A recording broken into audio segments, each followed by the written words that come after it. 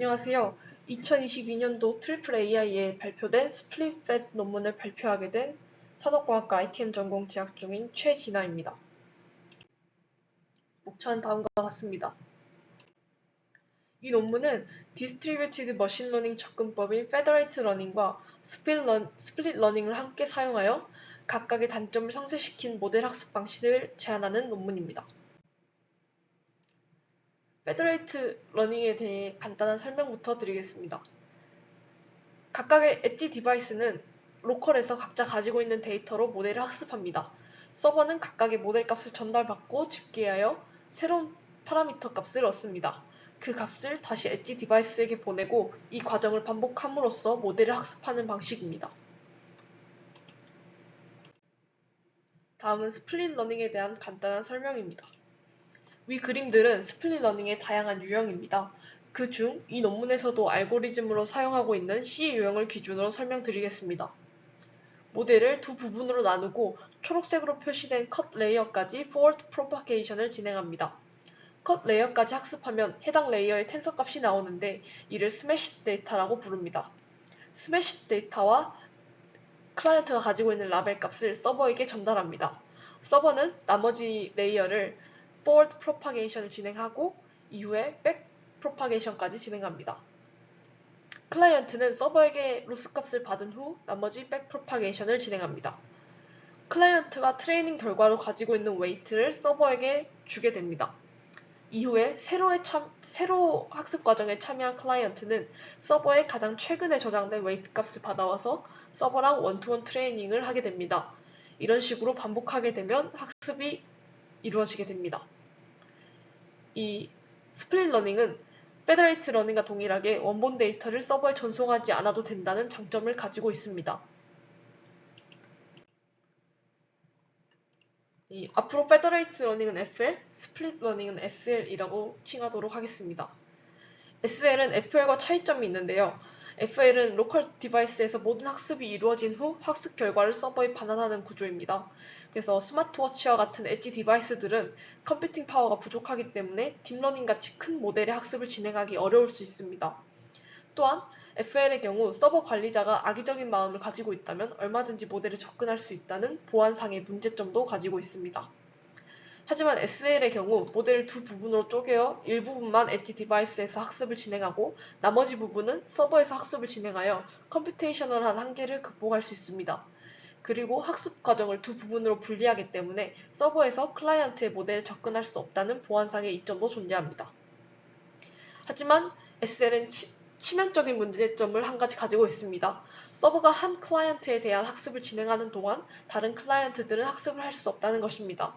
SL은 학습할 차례가 된 클라이언트는 서버로부터 이전 클라이언트의 학습 결과를 받아와서 사용하는 구조로 이루어져 있습니다. 즉, 학습이 시퀀셜하게 이루어져 있는 구조적 한계 때문에 병렬적으로 학습이 진행되는 FL보다 학습 속도가 느립니다. 다음은 이 논문에서 제시하고 있는 알고리즘인 스플릿 페더레이티드 러닝에 대해 간단하게 설명드리겠습니다. 이 그림은 전반적인 SFL의 워크플로우입니다. SFL은 SL을 위한 메인 서버와 FL을 위한 패스 서버를 각각 사용합니다. 우선 각 클라이언트가 컷 레이어까지 forward propagation을 진행하고 그 결과인 스매시 데이터를 메인 서버로 반환합니다. 메인 서버는 스매시 데이터의 forward propagation을 마저 진행하고 다시 컷 레이어까지 back propagation을 수행합니다. 이를 다시 각 클라이언트에게 반환해주면 클라이언트는 back propagation을 마저 진행한 후 그 결과를 fast 서버로 반환합니다. fast 서버는 어그리게이션 메소드를 통하여 글로벌 업데이트를 수행한 후 그 결과를 학습에 참여한 모든 클라이언트에게 전송합니다. 더불어 SFL에서는 디퍼런셜 프라이버시를 이용해서 프라이버시 프리저빙을 용이하게 하거나 동형암호를 적용하여 정보를 암호화한 후에 패스 서버가 해야 할 일을 메인 서버에서 수행하게 하는 등의 변화를 줄 수도 있다고 제시합니다.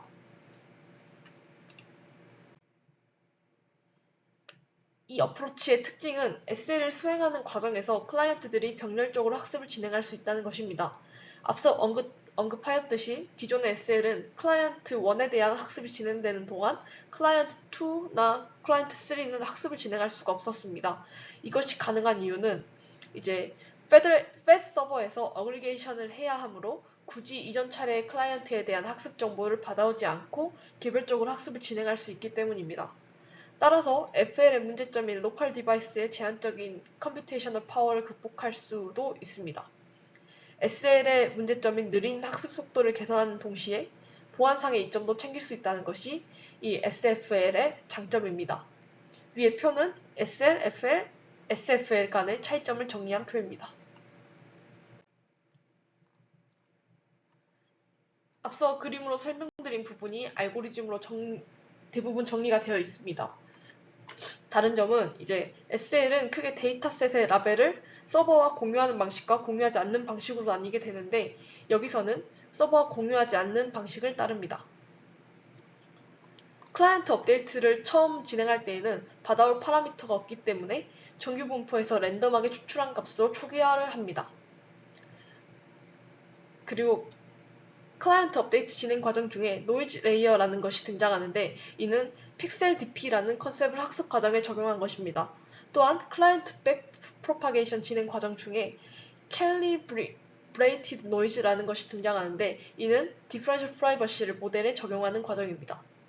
하지만 SA나 FL 등 기존 방법들과 SFL을 비교할 때에는 공정한 비교를 위해 이러한 프라이버시 프리저빙 메소드들은 적용하지 않았습니다. 따라서 자세한 설명은 넘어가도록 하겠습니다. 그리고 FL의 어그리게이션 메소드는 다양하게 있는데 이 논문에서는 페더레이티드 에버리징을 사용하였습니다. 페더레이티드 에버리징은 에포값과 배치 사이즈를 지정해서 클라이언트에서 미니 배치를 한 뒤에 글로벌 업데이트를 위해 중앙 서버에 모델 값을 전송하는 방식입니다. 또한 이 논문에서 저자들은 SFL을 SFL v1, v2 이렇게 두 가지의 알고리즘을 제안하고 있습니다. SFL v1은 지금 보이는 알고리즘 1과 2를 따르는 방식이고 SFL v2는 SFL v1에서 서버 단의 페더레이티드 에버리징 과정을 제거한 것입니다. SFL v1은 서버 단의 페더레이티드 에버리징은 SL과 동일하게 메인 서버에서 진행되며 패스 서버는 클라이언트 단의 페더레이티드 에버리징을 수행합니다. SFL v2는 서버 단의 페더레이티드 에버리징만 생략한 구조이며 클라이언트 단에는 기존과 동일하게 페더레이티드 에버리징을 수행합니다. 다음은 이제 실험에 관련된 설명입니다. 먼저 학습에 요구되는 토탈 코스트를 비교하는 표입니다. 왼쪽의 표는 4가지 알고리즘에 한 번 글로벌 업데이트에 요구되는 토탈 코스트를 비교하는 것입니다. 노테이션에 대한 설명은 다음과 같습니다. 이제 표를 자세하게 살펴보면 SL이 다른 알고리즘에 비해 K의 영향을 크게 받는 것을 확인할 수 있습니다. 이는 SL이 시퀀셜한 방식으로 학습한다는 점을 고려하면 직관적으로 이해할 수 있는 부분입니다. 한편 SFL v2는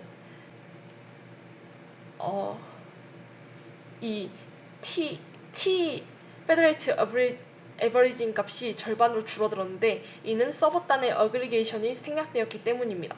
그러므로 클라이언트 K의 수가 굉장히 커지게 되면 토탈 코스트는 SFLv1, SFLv2 순으로 크다는 것을 알 수 있습니다. 다음은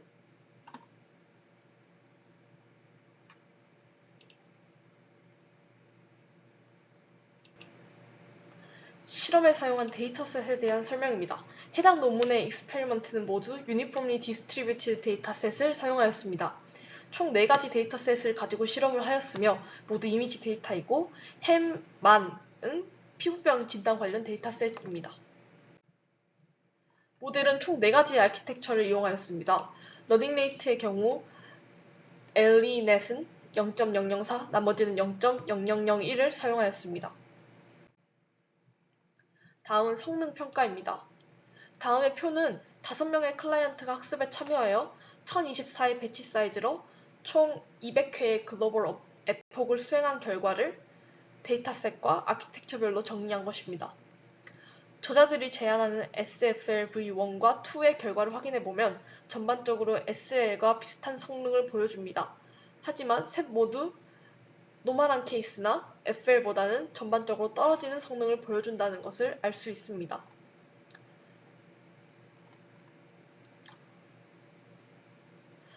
저자들은 성능상의 이유로 SFL-V2를 제안하였는데 결과를 보면 태스크에 따라서 SFL-V1과 2의 성능차가 비슷한 실험도 있었고 V1의 성능이 5% 정도 더 높은 실험도 있었습니다. 따라서 태스크에 따라 적절한 알고리즘을 선택하는 것이 좋을 것이라 생각하였습니다. 다음은 클라이언트 수에 따른 성능 변화 결과입니다. 위 그래프는 클라이언트 수를 5명에서 100명까지 늘리면서 레슨의 18로 햄 만 데이터를 학습한 결과입니다. 모든 클라이언트 수에 대한 곡선이 각 그래프에서 유사한 패턴을 따릅니다. SL과 SFL-V2만이 약 100번의 글로벌 액폭에서 노멀 러닝의 정확도를 달성했고 FL과 SFL-V1은 달성하지 못했습니다. 5명에서 100명까지 클라이언트 수를 늘리면서 실험한 결과는 클라이언트 수가 증가함에 따라 각 모델의 학습의 성능에 미치는 영향이 미미한 것으로 보입니다. 전반적으로 클라이언트 수가 증가함에 따라 학습 및 성능의 수렴 또한 느려졌습니다. 햄만 데이터를 가지고 알렉스넷을 사용한 경우에는 오히려 발산하는 양상을 보이기도 하였습니다. 이는 대규모의 학습 환경에서 해당 알고리즘이 사용되기 어렵다는 것을 의미하며 해당 논문의 한계점이라고 분석하였습니다. 마지막으로 컨클루전 부분입니다. 이 논문은 기존에 존재하는 서로 다른 두 분산학습 메커니즘인 페더레이티드 러닝과 스플릿 러닝을 적절하게 엮어서 새로운 학습 체계인 SFL을 제시하였습니다. 클라이언트 간의 병렬 처리를 수행하여 SL보다 더 빠른 성능을 달성하였으며 SL과 비교했을 때 모델 정확도 측면에서 비슷한 성능을 제공하였습니다. 하지만 실험 과정에서 모두 Uniformly Distributed Dataset을 사용하였다는 단점이 있습니다. 이는 현실적인 세팅과 다소 거리가 있는 가정이며 언밸런스드 케이스를 실험할 경우에는 다소 결과가 달라질 수 있을 것 같습니다. 그리고 마지막으로 프라이버시와 효용성의 트레이드오프 분석, 그리고 동영암호의 통합과 관련된 연구는 향후 연구 과제로 남겼습니다. 발표를 들어주셔서 감사합니다.